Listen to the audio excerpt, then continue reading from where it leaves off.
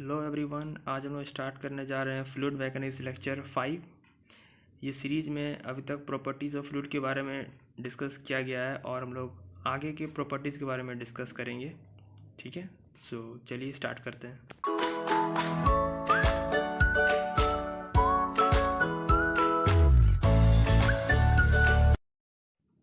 जैसा कि मैंने पिछले वीडियो में विस्कोसिटी के बारे में बताया था, तो आज विस्कोसिटी के दो टाइप्स हम लोग पढ़ते हैं।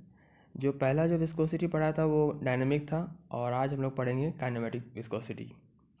ठीक है, तो पहले इसका डिफिनेशन देखते हैं ये क्या कहता है। It is equal to the ratio of dynamic viscosity and density of the fluid. ठीक है, मैथमेटिकली म्यू इक्वल टू या म्यू अपॉन रो, इसको स्मॉल वी बोल देते हैं, small V equal to mu upon rho. ठीक है, अब इसका डिफरेंस क्या होता है डायनेमिक विस्कोसिटी और काइनेमेटिक विस्कोसिटी का, ये देखते हैं।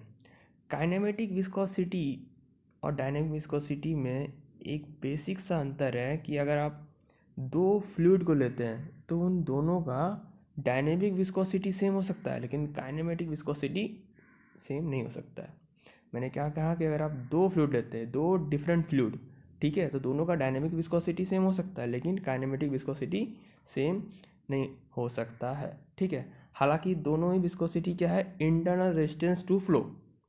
ठीक है, डायनेमिक विस्कोसिटी क्या था कि आप अगर एक्सटर्नल फोर्स लगाएंगे तब उसमें जो इंटरनल रेजिस्टेंस जो प्रोड्यूस हो रहा है, और काइनेमेटिक विस्कोसिटी में क्या है कि without applying no external force, ठीक है, ओनली ग्रेविटेशनल फोर्स के कारण जो हमें इंटरनल रेजिस्टेंस जो मिलेगा उसको बोलेंगे काइनेमेटिक विस्कोसिटी। ठीक है, आगे बढ़ते हैं।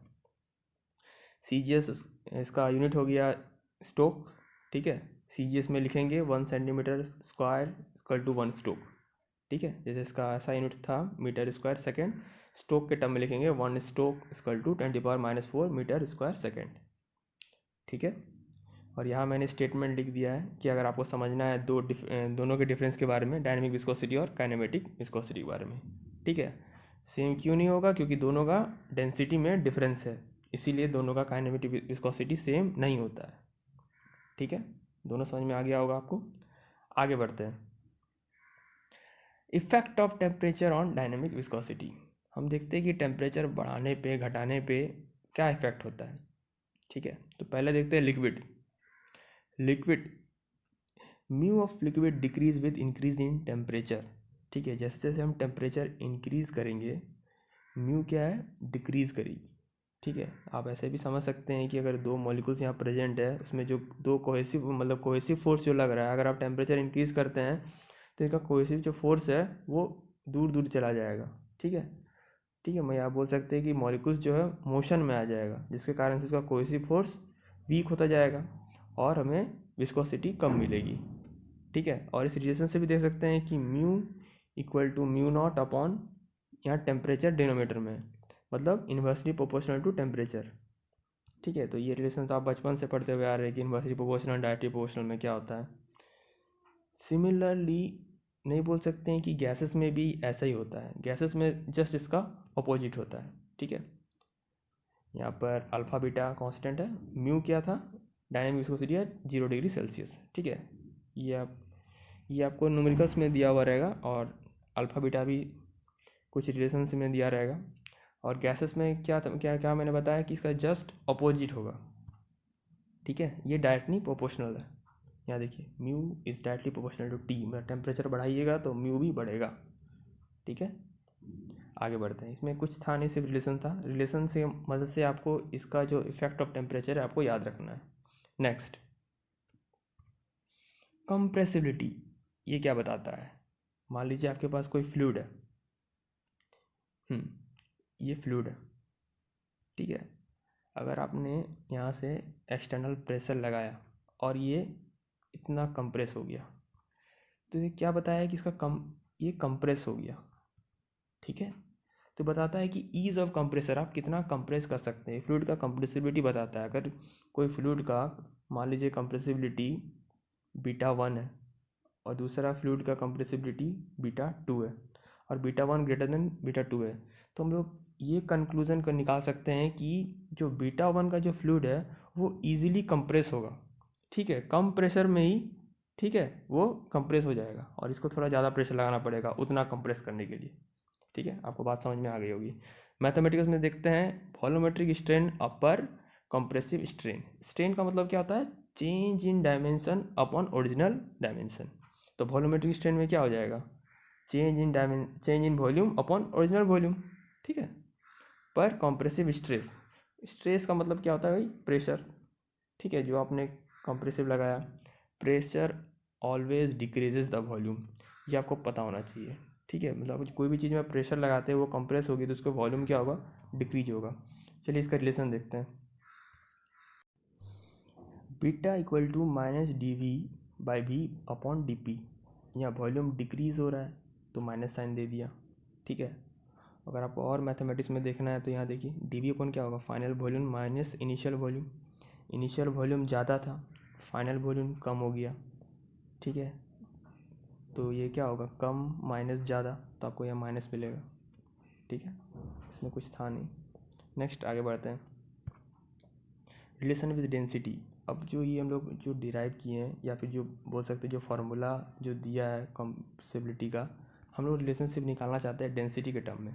ठीक है, तो हम लोग ये जानते हैं density equal to mass upon volume होता है। ठीक है, तो मास को लिख दिए डेंसिटी इंटू वॉल्यूम। अब देखते हैं रिलेशन कैसे निकालेंगे। From law of conservation of mass से जानते हैं मास कांस्टेंट रहता है, ना तो मास क्रिएट होता है ना ही डिस्ट्रॉय होता है, तो मास रिमेंस कांस्टेंट। मास का फॉर्मूला यहाँ मैंने पुट कर दिया, रो इंटू भी। ठीक है, मैंने इसको डिफ्रेंशिएट किया, रो को बाहर किया, डी वी को डिफ्रेंशिएट किया, फिर बी को बाहर किया, डी रो को डिफ्रेंशिएट किया, कांस्टेंट का डिफ्रेंशिएशन 0। ठीक है, ये सब मैथमेटिकल है। ठीक है, और ये आपको यहाँ तक मिल गया। अब सिंपल क्या करना है, ये जो आपने निकाला है यहाँ पे, ये जो निकाला है सिंपल इसको वहाँ पर पुट कर देना है डी वी अपॉन बी के जगह।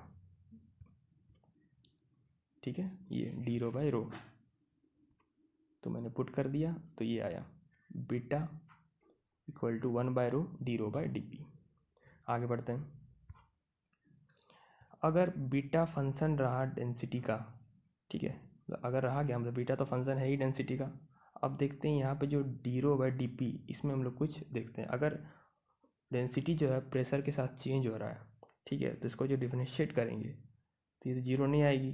ठीक है, मतलब बीटा भी जीरो नहीं आएगी, मतलब वो फ्लूइड कंप्रेसिबल, क्या बोलेंगे, वो फ्लूइड कंप्रेसिबल नहीं होगा। ठीक है, यहाँ नॉट इक्वल टू होगा। ठीक है, यहाँ मैंने थोड़ी सी गलती कर दी। ठीक है, यहाँ नॉट इक्वल टू होगा।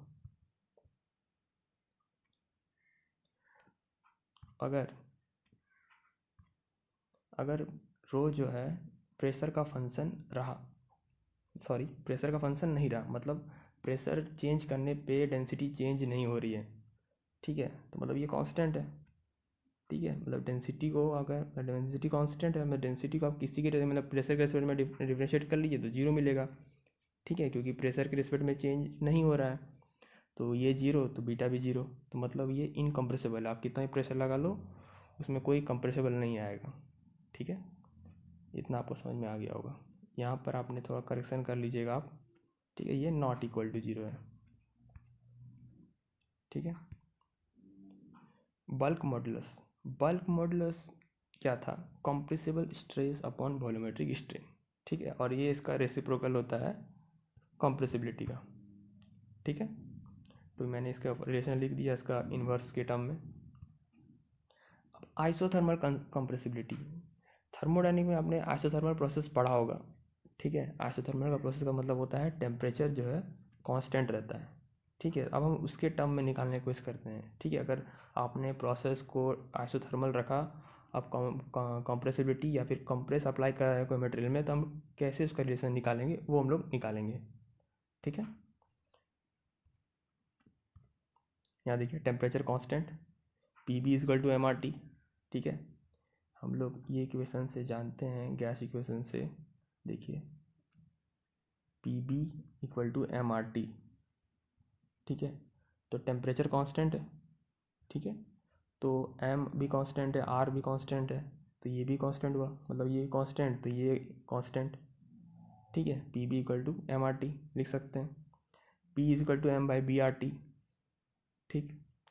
अगला m/b क्या हो गया, rho is equal to p by rho T, sorry rho is equal to p by R T. इसको डिफ्रेंशिएट करते हैं, किसको, डेंसिटी को, विद रिस्पेक्ट टू p। तो ये इसका 1 आ गया, यहाँ देखिए इसका 1 आ गया और ये 1/RT।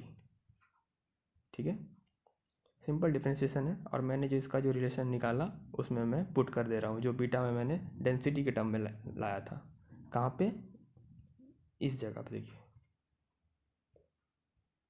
ये जो मैंने लाया, ठीक है। यहाँ पे जो D rho by D P के जो मैंने वैल्यू लाया, मैंने यहाँ पुट कर दिया और मुझे ये वैल्यू मिला। ठीक है, ये रही। ठीक है, ये देखिए मैंने यहाँ लिख भी दिया है, D rho upon D P की जगह मैंने क्या लाया, 1/RT। तो मैंने ये मिल गया, beta of iso equal to 1/P, और बल्क मॉडुलस इसका इन्वर्स हो जाएगा। ठीक है, तो K इक्वल टू P। अब लोग आइडियाबैटिक का निकालते हैं। अच्छा चलिए, आइडियाबैटिक से पहले सेकंड मेथड देख लेते हैं, ये और भी ईजी है। ठीक है, ये और भी ईजी है। यहाँ देखिए पी बी मैंने बताया कांस्टेंट है। ठीक है, तो मैंने पी को बाहर रखा, बी को डिफ्रेंशिएट किया डी बी, प्लस बी को बाहर किया और पी को डिफ्रेंशिएट किया। ये ऐसे आ गया, ये मैथमेटिकल टर्म में ऐसा आ गया। ठीक है, ये सिंपल मैथमेटिक्स है।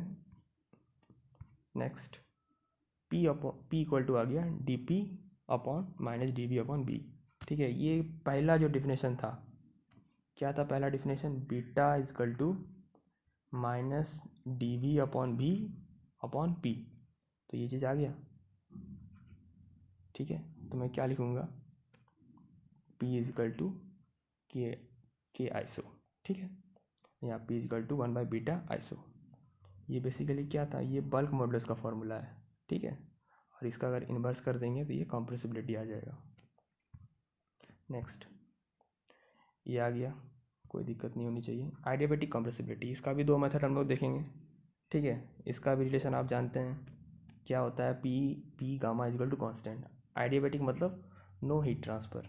ठीक है, मतलब सिस्टम और सराउंडिंग के बीच में हीट ट्रांसफ़र नहीं हो रहा है। वॉल्यूम इजकल टू होता है मास अपॉन डेंसिटी, इसका मैंने गामा लगा दिया। ठीक है, अब देखिए mass of gamma equal to constant and P upon P gamma equal to constant.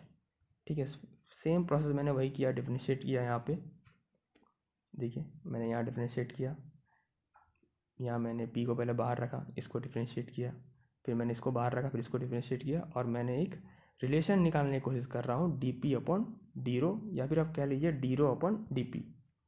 ठीक है, कोई रिलेशन निकालने की कोशिश कर रहा हूँ, मैंने निकाला। ठीक है, और मैं ये जानता हूँ बीटा इजकल टू, देखिए जैसे मैंने ये यहाँ निकाला। ठीक है, और मैं यहाँ से बीटा इजकल टू 1/डी rho into D rho by D P ये जानता हूँ। ये दोनों से मैंने इक्वेट किया और मुझे क्या मिला, beta of adiabatic equal to 1/पी गामा, और बल्क मॉडुलस में बी गामा। इसका सेकेंड मेथड और भी ईजी है, P gamma equal to constant, इसको डायरेक्ट डिफ्रेंशिएट कर दीजिए। ठीक है, तो आपको ये रिलेशन मिल जाएगा, ये वाला, P gamma equal to D P upon D V upon V. और ये क्या होता है, ये बल्क मॉडुलस, और बल्क मॉडुलस का इन्वर्स कॉम्प्रेसिबिलिटी। ठीक है, तो आज के लिए बस इतना ही। लेक्चर को देखने के लिए धन्यवाद।